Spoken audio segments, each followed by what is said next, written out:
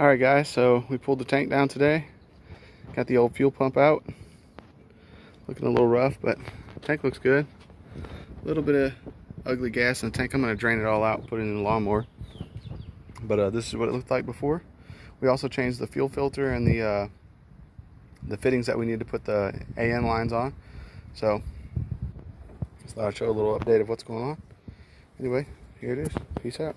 Alright, so to replace that stock one, we have the Quantum fuel systems, and I'll open it up and see what it looks like. Comes with its own filter and hose and all that. The pump looks similar to the stock one. It's made to fit in the factory position. The wind's blowing, sorry. It's made to fit right back down in the factory position. I'll put it together, then I'll show you guys what it looks like. Peace. Okay, here it is, all installed. Quantum. Got the new filter on it, new mesh filters, tight. Got these, it came with regular hose clamps. And we just got it attached. It actually plugged straight in to the factory plug right there. So, here it is.